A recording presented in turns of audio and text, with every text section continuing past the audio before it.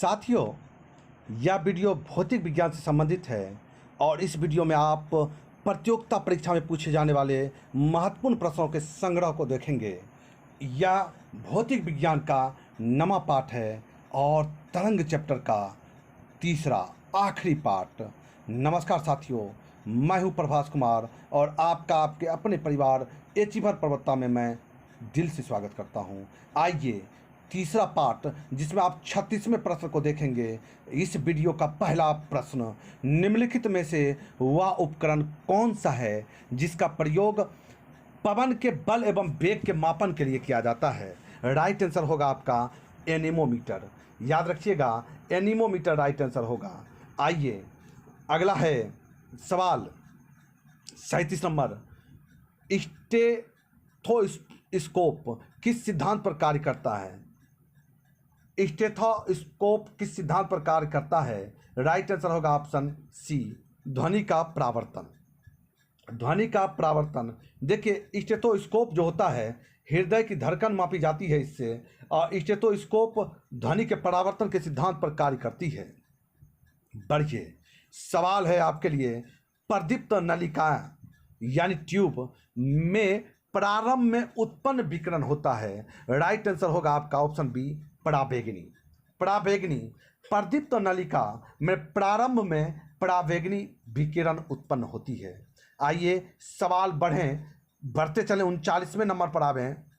किसी सिग्नल के तरंग रूप का अध्ययन किसके द्वारा किया जाता है? किसी सिग्नल के तरंग रूप का अध्ययन किसके द्वारा किया जाता है? देखिए, यहाँ पर जो होगा, यहाँ पर होगा ये PN, ठीक है, जंक्शन डायोड। तो चलिए आइए, सवाल है आपके लिए क्या, और इसका राइट आंसर होगा स्वरमापी यानी सोनोमीटर। किसी भी सिग्नल के तरंग का रूप का अध्ययन हम सोनोमीटर के द्वारा करते हैं, यानी स्वरमापी के रूप लिए से करते हैं। बढ़िए, चमगादड़ की ध्वनि कैसी होती है? राइट आंसर होगा आपका ऑप्शन डी, पराश्रव्य। चमगादड़ की ध्वनि जो होती है, याद रखिएगा, चमगादड़ और डॉल्फिन में पराश्रव्य ध्वनि उत्पन्न करने तथा उन्हें सुनने की अद्भुत क्षमता होती है।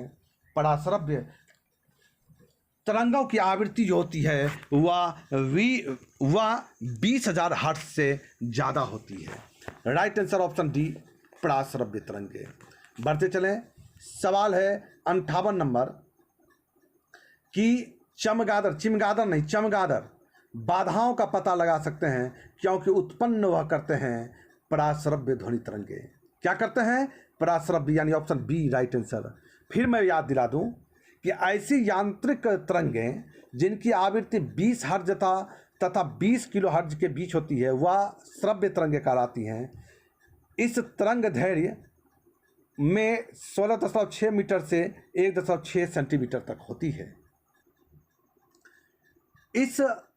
इन्हें हमारी कान आराम से सुन सकती है, और ऐसी तरंगें जिनकी आवृत्ति 20,000 से कम अथवा तरंग दैर्ध्य 16.6 मीटर से अधिक होती है, अब श्रव्य तरंगें कहलाती हैं। यह तरंगें बहुत भारी वस्तु के कंपन पर उत्पन्न होते हैं।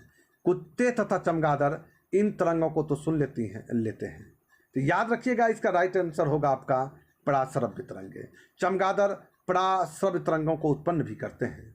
बढ़िए, सवाल है आपके लिए 42 नंबर है, शिकार परभक्षियों या बाधाओं का पता लगाने के लिए चमगादड़ अर्थात डॉल्फिन किस परिघटना का प्रयोग करते हैं? तो प्रतिध्वनि निर्धारण। क्या होगा? प्रतिध्वनि निर्धारण। Right answer option D. चमगादड़ तथा डॉल्फिन जो होता है, प्रतिध्वनि द्वारा स्थिति निर्धारण विधि के द्वारा अपना शिकार या भोजन तलाशते हैं। Right answer option D. आइए 43 नंबर सवाल है, आती हुई कार की चाल को मापने के लिए एक पुलिस अधिकारी उस पर निम्नलिखित में से क्या चमकाता है? उस पर क्या चमकाता है? मैंने कोई गाड़ी आ रही है, उसके चाल को मापना है, तो क्या चमकाती है? राइट आंसर होगा आपके सूक्ष्म तरंगे। देखिए, गतिमान कार की चाल को मापने के लिए सूक्ष्म तरंगे अर्थात माइक्रोवेव का प्रयोग हम करते हैं। Right answer option B. 44 नंबर सवाल है, माध्यम के तापमान में वृद्धि के साथ प्रकाश की गति पर क्या प्रभाव पड़ता है? राइट आंसर होगा आपका ऑप्शन सी, वैसी ही रहती है। क्योंकि देखिए, चूंकि प्रकाश जो होता है वह क्या होता है, प्रकाश तरंगे विद्युत चुंबकीय तरंगे हैं, अतः इनके संचरण के लिए माध्यम की आवश्यकता नहीं होती है। अतएव माध्यम के तापमान में वृद्धि के साथ प्रकाश की गति क्या होती है, वो अपरिवर्तित रहती है। राइट आंसर ऐसी ही रहती है। आइए 45 नंबर सवाल पर आइए। कोई कण एक समान गति पर कैसा होना चाहिए? कोई कण एक समान गति पर कैसा होना चाहिए? राइट आंसर होगा आपका, उसका वेग एक समान हो सकता है। देखिए, यदि किसी कण की गति एक समान है तो उसका वेग एक समान हो सकता है, या उसका वेग भिन्न भी हो सकता है। ऐसा इसलिए क्योंकि चाल एक अदिश राशि है, जबकि वेग क्या है, वेग हमारा सदिश राशि है। तो राइट आंसर उसका वेग एक समान हो सकता है। बढ़ते चलें, अगला सवाल है आपके लिए। सवाल है 46 नंबर। रेडियो तरंगों के संचरण के लिए प्रयुक्त वायुमंडल का स्तर है। ऑप्शन सी राइट आंसर आयन मंडल। देखिए, आयन मंडल जो होता है रेडियो तरंगों के संचरण के लिए प्रयुक्त वायुमंडल का स्तर है। मुख्यतः 100 से 140 किलोमीटर के बीच वायुमंडल आयन मंडल कहलाता है। रेडियो तरंगों की खोज जो की थी हेनरी हर्ट्ज ने की थी, और इसका उपयोग हम रेडियो, टेलीविज़न और टेलीफोन में करते हैं। आइए अगला सवाल पर आइए, 47 नंबर सवाल पर आइए। 47 नंबर सवाल है, रेडियो संचार में प्रेषण एंटेना द्वारा उत्सर्जित संकेत प्रतिबिंबित होते हैं। राइट आंसर होगा ऑप्शन सी आयन मंडल पर। देखिए, आयन मंडल का विस्तार संपूर्ण तापमंडल सहित मध्य मंडल एवं वायुमंडल के भी कुछ भागों पर है। यह गैसों के विद्युत आवेशी आयन पाए जाते हैं। यहाँ जो है गैसों के विद्युत आवेशी आयन पाए जाते हैं, जो क्या करते हैं, रेडियो तरंगों को इस मंडल से पुनः परावर्तित कर पृथ्वी पर वापस भेज देते हैं। इसी परत के कारण पृथ्वी पर रेडियो टीवी का प्रसारण, दूरसंचार क्या है, संभव है। आइए 48 नंबर सवाल पर आइए। 48 नहीं कहें 48वां इस चैप्टर के लिए कुल मिला के 48वां तरंग का। आइए सवाल है, जब कंपन स्वरित्र द्विभुज मेज पर रखा जाता है, जब कंपन स्वरित्र द्विभुज मेज पर रखा जाता है तो एक तेज ध्वनि सुनाई देती है। यह किस कारण से संभव होती है? तो राइट आंसर अवमंदित कंपन।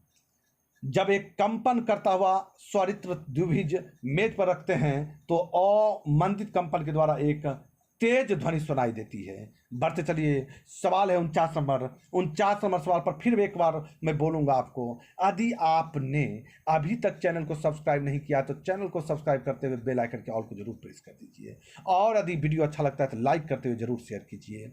सवाल है, MRI मशीन में निम्न में से किसका प्रयोग हम करते हैं? MRI मशीन में किसका प्रयोग करते हैं? राइट आंसर होगा ऑप्शन डी चुंबकीय तरंग का। MRI यानी मैग्नेटिक रेजोनेंस इमेजिंग, अर्थात चुंबकीय अनुनाद चित्रण।